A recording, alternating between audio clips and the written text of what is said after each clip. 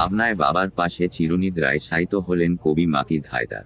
Bangla academy পুরস্কারপ্রাপ্ত কবি মাকিদ হায়দারের জানাজা শেষে পাবনা সদর গোরস্থানে দাফন করা হয়েছে। কবিকে শেষবারের মতো শ্রদ্ধা নিবেদন করেন পাবনার কবি, সাহিত্যিক সহ নানা শ্রেণী পেশার মানুষ ও এলাকার সর্বস্তরের জনসাধারণ।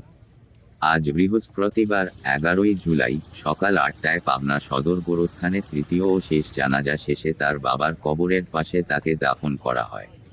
বুধবার 10ই জুলাই সকালে উত্তরার নিজ বাসায় মৃত্যুবরণ করেন তিনি।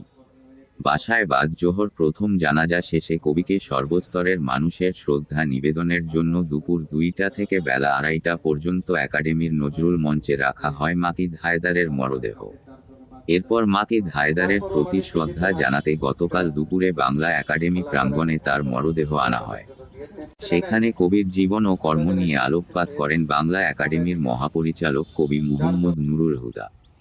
বাংলা একাডেমিতে প্রধানমন্ত্রীর শিক্ষা ও সংস্কৃতি বিষয়ক উপদেষ্টা কামাল আব্দুল নাসের চৌধুরীর পক্ষে শ্রদ্ধা জানান একাডেমির মহাপরিচালক। সেখানে দ্বিতীয় জানাজা অনুষ্ঠিত হয়।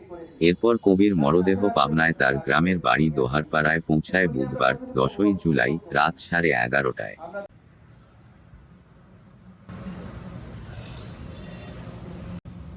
আল্লাহু আকবার।